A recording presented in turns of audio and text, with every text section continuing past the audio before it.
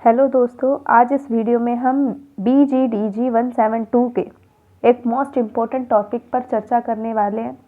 अब तो एग्ज़ाम आपका बिल्कुल सिर पे ही है, कह सकते हैं 2 ही दिन बाद शायद आपका एग्ज़ाम है इसका। तो अब तो केवल यही है, जितना पढ़ा है आप उसकी रिवीजन करेंगे। लेकिन कुछ टॉपिक्स ऐसे भी है जिसको छोड़ के जाने का रिस्क आप ले ही नहीं सकते। एटलीस्ट इन टॉपिक्स को आप कर लोगे तो ये है कि आपके अच्छे मार्क्स आने की संभावना थोड़ी सी बढ़ जाती है। उन मोस्ट इम्पोर्टेंट टॉपिक में से ही ये भी एक टॉपिक है जो हम इस वीडियो में पढ़ने जा रहे हैं। तो वीडियो स्टार्ट होने से पहले चैनल को लाइक, शेयर और सब्सक्राइब करना बिल्कुल ना भूलें। साथ में बेल आइकन पर भी प्रेस करें ताकि आने वाले वीडियो की नोटिफिकेशन आपको मिलती रहे। तो तबीयत देखिए थोड़ा सा ख़राब है, तो आप उस चीज़ को अवॉइड कीजिए और आप मेन टॉपिक देखिए कि आप किस तरीके से इसका आंसर बनाएंगे। लिंग और जेंडर की अवधारणा पे आपसे प्रश्न पूछा जा सकता है। तो विकास में संपूर्ण मानव जाति की भूमिका महत्वपूर्ण रही है। देखिए, जब भी विकास होता है तो एक बंदे से विकास तो हो नहीं सकता, उसमें पुरुष और महिलाओं दोनों का बराबर का योगदान होता है। तो वही बात है, चाहे वह पुरुष हो या फिर कोई स्त्री जनसंख्या के आकार, हस्तक्षेप, प्रत्यक्ष रूप से विकास पर देखा जा सकता है दोनों का प्रभाव, और इस आकार में महिला व पुरुष दोनों शामिल होते हैं। नारीवादी चिंतन और विद्वानों का सबसे बड़ा योगदान है सेक्स और जेंडर में अंतर बताना, स्पष्ट करना कि सेक्स क्या है और जेंडर क्या है। हालांकि इन दोनों शब्दों को एक ही मान लिया जाता है, क्योंकि कहीं पे सेक्स यूज़ कर लेते हैं यानी कि लिंग, कहीं पे जेंडर, लेकिन दोनों शब्द में काफ़ी अंतर होता है। सेक्स जैविक पक्ष को इंगित करता है, जो स्त्री व पुरुष में विद्यमान जैविक विभेद को प्रस्तुत करता है, यानी कि बायोलॉजिकली हम जो बन गए हैं वो चीज़, आनुवांशिकता पे। और वहीं जेंडर शब्द सामाजिक व प्रतिनिधित्व करता है, जो स्त्री और पुरुष के मध्य सामाजिक विभेद को प्रदर्शित करता है। कुल मिला के सेक्स वो है जिसे हम प्रकृति ने हमें बनाया है एज अ स्त्री एंड एज अ पुरुष, लेकिन जेंडर वो है जो समाज ने बनाया है किस तरीके से कि ये महिलाओं का काम है, ये पुरुषों का काम है, ये महिलाओं के कपड़े हैं, ये पुरुषों के कपड़े हैं। इस तरीके से जेंडर शब्द इस बात को पुष्ट करता है कि जैविक भेद के इतर जैविक भेद जो प्रकृति ने बनाए हैं, इसके अलावा जितने भी विभेद दिखते हैं वो प्रकृति ने नहीं बनाया है, उन्हें समाज ने बनाया है। इस संबंध में एक और मत सामने आता है कि यदि इसे समाज ने बनाया है तो इसे ख़त्म भी किया जा सकता है, इसमें कोई बड़ी बात है नहीं। फिर आप इन दोनों की अवधारणा को स्पष्ट करते हुए थोड़ा सा इसके बारे में बता देंगे कि लिंग व जेंडर दो विभिन्न अवधारणाएं हैं, अलग अलग अवधारणाएं हैं। लिंग एक जैविक, प्राकृतिक या भौतिक तथ्य है, जबकि जेंडर इसकी सामाजिक संरचना है। दोनों में निम्नलिखित 2 प्रमुख अंतर पाए जाते हैं। एक तो ये कि लिंग स्थिर होता है, क्योंकि ऊपर वाले ने जो बना दिया सो बना दिया, उसे क्या ही चेंज कर सकते हैं। लेकिन अब तो थोड़ा सा हम कह सकते हैं कि भाई टेक्नोलॉजी इतनी बढ़ गई है, सर्जरी द्वारा इसे चेंज किया जा सकता है, इसके अलावा कोई दूसरा तरीका है नहीं। जबकि जेंडर अस्थिर होता है तथा संस्कृति पर आधारित होता है, क्योंकि जेंडर तो समाज ने डिसाइड किया है, तो इसको तो हम चेंज कर ही सकते हैं। अन्य शब्दों में यह भी कहा जा सकता है कि लिंग एक जैविक तथ्य है, जबकि जेंडर सीखा हुआ व्यवहार है। ठीक है, एक तो प्रकृति ने हमें जैसा बनाया है सो बना दिया, दूसरा हमें समाज ने कैसा सिखाया है कि देखिए बेटा, लड़कियां घर में रहेंगी और बाहर नहीं घूमेंगी फालतू में, और लड़कियां हमेशा सूट सलवार पहनेंगी, साड़ी पहनेंगी, जबकि लड़कों का काम घर का काम नहीं है। लड़कियां खाना बनाना सीखेंगी, लड़के नहीं सीखेंगे। तो ये किसने बताया है? समाज ने बताया है, जो समय के साथ बदलता रहता है तथा विभिन्न संस्कृति में भी इसके स्वरूप में अंतर हो सकता है।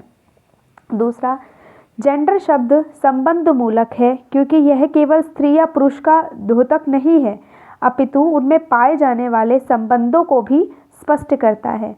जबकि लिंग में ऐसा नहीं है, क्योंकि यह केवल मात्र स्त्री या पुरुष का द्योतक है। वो सिर्फ यही बताता है कि ये एक स्त्री है और ये एक पुरुष है, बस दैट्स इट। किसी विशिष्ट समय में जेंडर से अभिप्राय आर्थिक, सामाजिक एवं सांस्कृतिक लक्षणों एवं अवसरों से है, जो पुरुष और स्त्री के साथ जुड़े होते हैं। अनेक समाजों में परंपरागत जेंडर आधारित लक्षणों में भी भेद किया जाता है। उदाहरण के लिए, विनम्र होना स्त्रियों का गुण है, जबकि प्रबल होना पुरुषों का गुण है।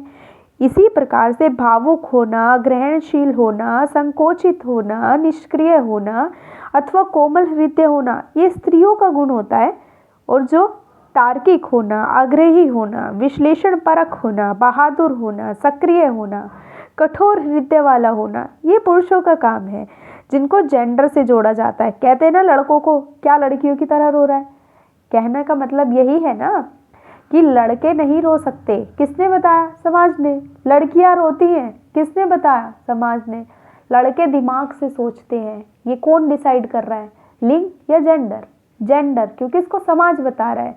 लड़कियां दिल से सोचती हैं, दिमाग नहीं होता उनके पास। कौन बता रहा है? समाज। तो ये दोनों में मेन अंतर देखा जा सकता है। इसके अलावा आप इसके अंतर को कुछ इस तरीके से भी बता सकते हैं, लिंग व जेंडर में अंतर। तो देखिए कुछ पॉइंट्स हैं इम्पोर्टेंट इसमें। देखो, जो लिंग है या सेक्स है वो जैविक या शारीरिक है। इसे औरत और मर्द के जनांगों से स्पष्ट होता है कि वह स्त्रियां गर्भ धारण करती है और बच्चे को दूध पिलाती है। अब इसके उलट जेंडर क्या है? जेंडर सामाजिक सांस्कृतिक है। इसका संबंध पुरुषोचित और स्त्रियोचित गुणों, व्यवहार, तरीके, भूमिकाओं आदि से है। मतलब लिंग यानी कि सेक्स ये निर्धारित करता है कि बच्चों को जन्म देने की क्षमता किसके पास है? औरत के पास है। बच्चों को दूध पिलाने की क्षमता किसके पास है? औरत के पास है। जबकि जेंडर क्या डिसाइड करता है कि कौन सा गुण पुरुषों का है और कौन सा गुण स्त्रियों का है, मतलब उनके व्यवहार का है ये। अब सेक्स जो है वो प्रकृति की देन है, उसे ऊपर वाले ने बनाया है जैसा भी बनाया है। और जेंडर सामाजिक और संस्कृति की देन है जिसे समाज ने बनाया है। सेक्स स्थायी होता है जिसे हम चेंज नहीं कर सकते। जेंडर परिवर्तनशील होता है। आज आप किसी गांव देहात के इलाके में रह रहे हो तो आपका रहन सहन सब अलग होगा। अगर आप किसी शहरी इलाके में जाओगे तो आपका रहन सहन सब अलग हो जाएगा। तो क्या है, अब आज की तारीख में आप देख सकते हैं कि जो पुरुष होते हैं या लड़के होते हैं वो पढ़ाई कर रहे होते हैं, वो अपनी फैमिली से अलग जाके काम भी कर रहे होते हैं, पढ़ाई भी कर रहे होते हैं, वहाँ पे अकेले रहते हैं तो खाना भी खुद बनाते हैं, नॉट अ बिग डील। तो अब वैसे अगर ये बात देखी जाए तो खाना लड़कियों का काम है, खाना बनाना। ये किसने कहा? ये जेंडर यानी कि रूढ़िवादिता सोच पे डिपेंड करता है। अब तो आप रेस्टोरेंट भी देखते हैं, बहुत अच्छे अच्छे रेस्टोरेंट खुले हुए हैं जिसमें लड़के कुक भी होते हैं। और क्या अंतर है? और है, देखिए, हर जगह व समय शारीरिक रूप से स्त्री व पुरुष के वही अंग होते हैं। हर समय के साथ, संस्कृति के साथ, परिवार और जाति के साथ जेंडर में परिवर्तन आ जाता है, लेकिन लिंग में नहीं। सेक्स को बदला नहीं जा सकता केवल और केवल सर्जरी के अलावा, लेकिन जेंडर को बदला जा सकता है। जेंडर को बदलने का मतलब सिर्फ इतना है, जो काम पुरुषों के लिए निर्धारित किया है समाज ने, ज़रूरी नहीं है वो वही काम करे। अगर वो अपनी वाइफ की हेल्प कर रहा है, अपनी माँ की हेल्प कर रहा है, अपनी बहन की हेल्प कर रहा है, तो इसको कह सकते हैं हम कि ये हम इसमें समाज के बनाए हुए नियमों में परिवर्तन ला सकते हैं। तो ये था आज का टॉपिक। देखते रहे जीके बैंक।